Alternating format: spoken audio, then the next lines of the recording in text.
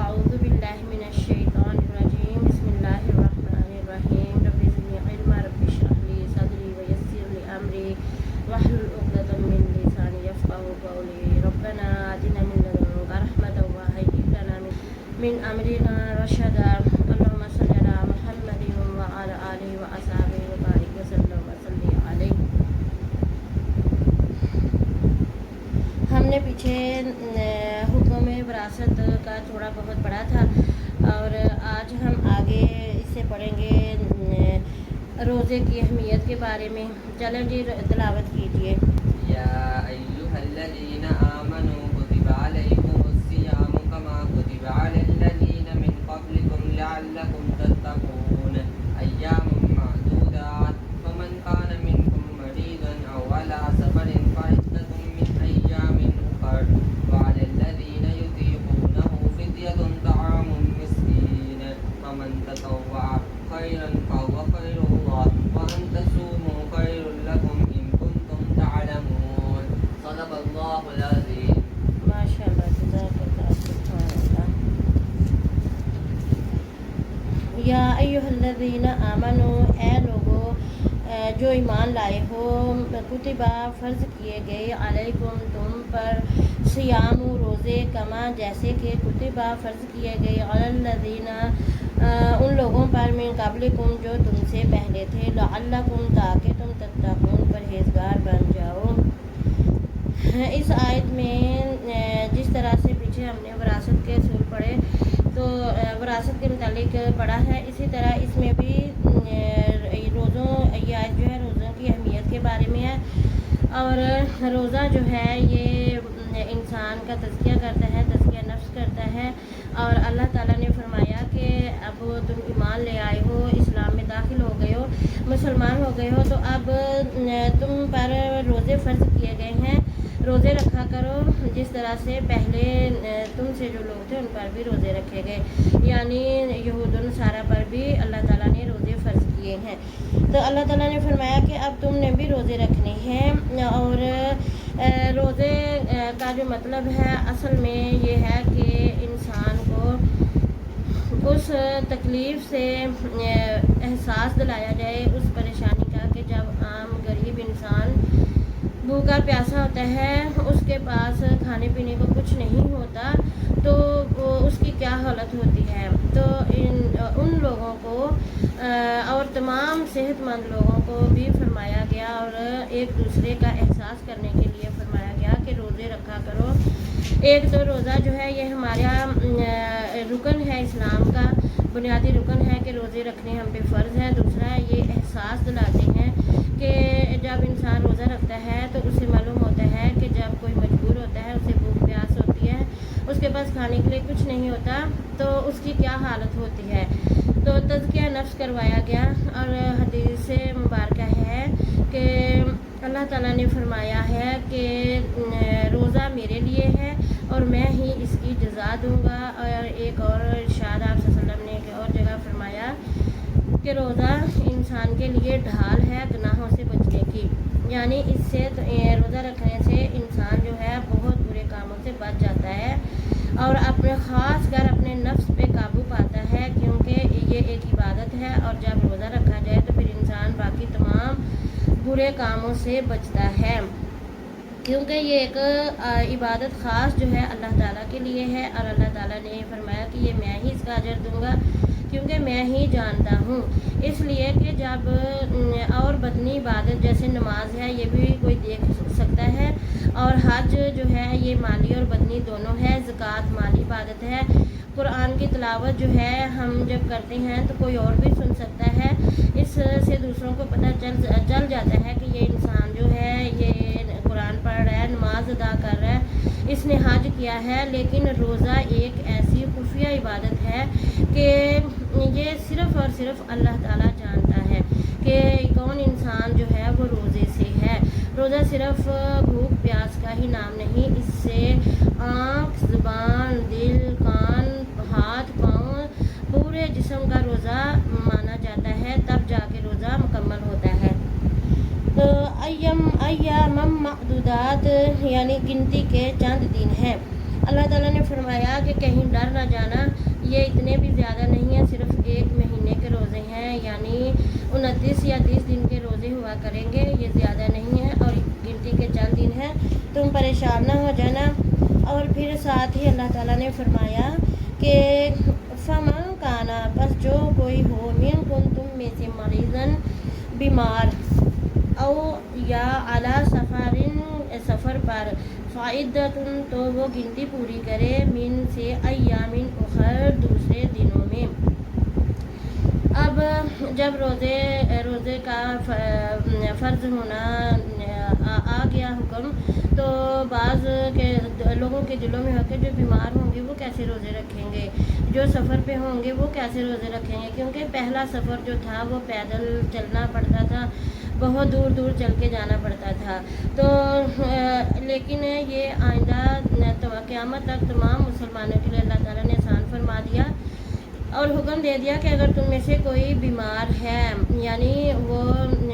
جسمانی بیماری سے ایسی ہے کہ اگر وہ روزہ رکھے گا تو اور بیمار ہو جائے گا، جیسے آج کل بھی ایسی بیماریاں ہیں،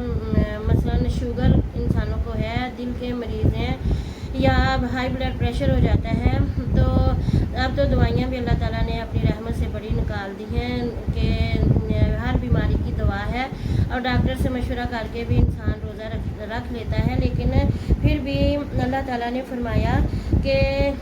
جو انسان بیمار ہوں گے تو ان کے لیے روزہ جو ہے وہ بعد میں رکھ لیں جب وہ تندرست ہو جائیں، تو اس گنتی کو پورے کریں، یعنی اگر وہ نہیں روزہ رکھ سکتے بیماری کی وجہ سے تو وہ بعد میں رکھیں۔ اور اسی طرح جو لوگ سفر پہ جاتے ہیں، یعنی ایک جگہ سے دوسری جگہ جانا پڑ جاتا ہے کسی کام کی وجہ سے، مجبوری کی وجہ سے، تو وہ بھی روزہ نہ رکھیں، روزہ اس کے بعد رکھ لیں جب وہ گنتی کے دن پورے کر لیں جب وہ عام حالت میں ہوں۔ وَعَلَى الَّذِينَ، اور لوگوں پر یطیقونہ، جو طاقت رکھتے ہوں، فدیۃ، بدلہ ہے، طعام، کھانا، مسکین، نادار، یعنی غریب لوگوں کے لیے، فمن، تو جو کوئی تطوع، خوشی سے کرے، خیرن، کوئی نیکی، فہوا، تو وہ خیر اللہ، بہتر ہے اس کے لیے، وَأَن، اور اگر تصوموا، تم روزہ رکھو، خیر لکم، بہتر ہے تمہارے لیے، ان کنتم تعلمون، اگر تم جانتے ہو۔ اب اس آیت میں فرمایا گیا ہے کہ دیکھو، اگر تم روزہ خود رکھو گے تو وہ بہتر ہے، لیکن اگر تم میں طاقت نہیں ہے، تو اگر تم اپنے گھریلو طور پر، معاشی طور پر تم امیر ہو، صاحب حیثیت ہو، تو پھر تم روزہ نہیں رکھ سکتے، تو کسی مسکین کو اپنی جگہ روزہ رکھاؤ۔ اس کا مطلب یہ نہیں ہے کہ بس اسے تھوڑا بہت کھانا دے دیا یا کوئی اس کی مالی مدد کر کے کہا کہ تم نے میرے حصے کے روزے رکھنے ہیں، بلکہ آگے یہ فرمایا گیا ہے کہ اگر تم میں سے کوئی خوشی سے نیکی کرے تو وہ بہتر ہے اس کے لیے، یعنی اس کو اگر روزہ رکھوانا ہے تو جتنا آپ انسان خود بذات خود اپنے کھانے پہ لگاتا ہے، جس طرح سے بھی کھانا کھاتا ہے، جو چیزیں وہ اپنی روزہ افطاری کے لیے رکھتا ہے اور سحری افطاری دونوں کرتا ہے، تو اسی طرح وہ اس انسان کو بھی روزہ رکھوائے اور اس کا روزہ افطار کروائے اور اس سے بہتر کرے، یعنی اس کے پاس اگر مال ہے، نیکی ہے، تو وہ اتنا نہ دے بلکہ اس سے بھی زیادہ دے کر جو ہے وہ اپنے لیے نیکی کمائے۔ اس میں ایک اور بات ہے کہ عورتیں وہ جو دودھ پلانے والی ہوتی ہیں، بعض عورتیں تو برداشت کر لیتی ہیں، بہادر ہوتی ہیں، اور بعض جو ہوتی ہیں وہ برداشت نہیں کر سکتی کہ بچہ دودھ پیتا ہو تو روزہ بھی رکھیں، کیونکہ بعض کمزور ہوتی ہیں اور بعض ماشاءاللہ جسمانی لحاظ سے صحت مند ہوتی ہیں تو وہ رکھ لیتی ہیں۔ تو اللہ تعالیٰ نے دودھ پلانے والی عورت اور حاملہ عورت دونوں کے لیے یہ رخصت عنایت فرمائی ہے کہ جب وہ بعد میں اپنے روزے جو ہیں وہ پورے کر لیں، دودھ پلانے والی عورت بھی اور حاملہ عورت بھی، لیکن اگر نہیں رکھ سکتی تو اس عورت کے لیے بھی یہی حکم ہے کہ وہ اپنا فدیہ دے کر کسی دوسرے سے روزہ رکھوائے۔ تو بہتر یہ ہے کہ جب کسی کو روزہ رکھوایا جائے تو اسے بار بار نہ کہا جائے کہ میں نے اس کو روزے رکھوائے ہیں، اس بات کا بھی خیال رکھا جائے تاکہ اس کی دل آزاری نہ ہو، اور دوسرا یہ کہ جو کھانا خود انسان کھاتا ہے وہ بڑھ کر اچھے طریقے سے ادا کرے، اسے دے اور پھر اپنے لیے نیکی کمائے۔ اور اللہ تعالیٰ نے فرمایا کہ رمضان المبارک میں ہر کام جو ہے اس کا اجر دگنا ہو جاتا ہے، بڑھ جاتا ہے۔ تو جو لوگ کسی کو فدیہ دے کر روزے رکھوائے تو پھر ان کی وہ اچھے طریقے سے مدد کریں، بہتر طریقے سے، اور اگر ہو سکے تو بہتر یہی ہے کہ روزہ انسان خود رکھے۔ اللہ تعالیٰ نے فرمایا آسانیاں دے دیں کہ سفر پہ جاؤ تو روزہ چھوڑ دو، بعد میں رکھ لینا، بیمار ہو تو روزہ چھوڑ دو، بعد میں رکھ لینا، لیکن اگر انسان خود روزہ رکھے تو وہ اس کے لیے بہتر ہے، کیونکہ روزے کے جو فوائد ہیں وہ بے حد زیادہ ہیں کہ سارا سال انسان جو ہے وہ کھاتا پیتا رہتا ہے اور اس طرح سے جسم کی زکوٰۃ نکل جاتی ہے، انسان کو برداشت کرنے اور تحمل سے رہنے اور برے کاموں سے بچنے کا موقع ملتا ہے، اس کی پریکٹس ہوتی ہے کہ وہ عام زندگی میں بھی رمضان المبارک کے بعد بھی وہ اپنے آپ کو اللہ کی رضا میں رکھے اور نیک کاموں پہ لگا رہے، برائی سے بچا رہے اور اپنے لیے اچھا کام کرے۔ اور نبی پاک صلی اللہ علیہ وسلم نے فرمایا کہ رمضان میں جتنا ہو زیادہ سے زیادہ صدقہ اور خیرات کیا کرو۔ اور آگے ہم انشاءاللہ پھر آگے جیسے جیسے آتے جا رہی ہیں آیات ہم انشاءاللہ اس کی آگے بھی تشریح کرتے جائیں گے۔ تو یہی ہے کہ رمضان المبارک جب آتا ہے تو بعض لوگ کیا کرتے ہیں، بہت خوشی ہوتی ہے، بچے بوڑھے جوان سب نا بڑی خوشی مناتے ہیں کہ رمضان المبارک آ گیا۔ اور پہلے دنوں میں کیا ہوتا ہے کہ ہر کوئی روزہ رکھتا ہے، بچے تک رکھتے ہیں، لیکن جیسے ہی 8-10 روزے گزرتے ہیں تو پھر لوگ جو ہے وہ روزہ جو ہے کم رکھتے ہیں کہ ہم تھک گئے ہیں، تھکاوٹ ہو گئی ہے، تراویحیں 20 پڑھتے ہیں۔ تو عبادت میں اگر میانہ ربی رکھ کر کام کیا جائے تو پھر انسان مکمل پورے کے پورے رمضان المبارک کے روزے بھی رکھ سکتا ہے۔ یہ نہیں کہ جیسے رمضان المبارک تو ایک مہمان ہے، آتا ہے تو بڑی خوشی منائی جاتی ہے، لیکن جب جاتا ہے تو جنہوں نے روزے رکھے ہوتے ہیں وہ تو بہت ہی انہیں افسردگی ملتی ہے کہ اب ہم اللہ کی رضا کے لیے اٹھتے تھے، نمازیں پڑھتے تھے اور اب پھر ہم ویسے دنیاوی کاموں میں لگ جائیں گے۔ تو یہ اللہ تعالیٰ نے ہماری ایک پریکٹس کے لیے ہمیں اپنے ساتھ اللہ تعالیٰ نے جوڑنے کے لیے ہماری ایک مشق کروائی ہے کہ 11 مہینے انسان جو ہے وہ اپنے دنیاوی کاموں میں لگا رہتا ہے اور بہت سے ایسے کام انسان کرتا ہے جو کہ اللہ تعالیٰ نے عام زندگی میں بھی منع فرمائے ہیں، لیکن رمضان المبارک میں خاص طور پر پھر جب روزہ رکھا جاتا ہے تو لوگ بہت سے برائیوں سے بچنے کی کوشش کرتے ہیں اور رکتے ہیں، اور بعض تو اللہ کے فضل سے پھر ایسے پکے ہو جاتے ہیں کہ وہ اتنے نیک بن جاتے ہیں کہ وہ سمجھتے ہیں کہ اگر ہم نے رمضان المبارک میں اس طرح سے پابندی کی ہے تو ہم عام دنوں میں کیوں نہیں کر سکتے، ہم کر سکتے ہیں۔ اور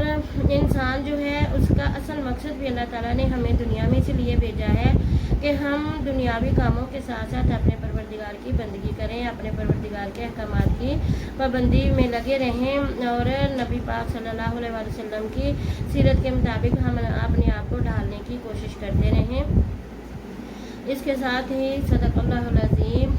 و صدق رسولہ الکریم۔ سبحانک اللہم نشہد ان لا الہ الا انت استغفرک و اتوب الیک۔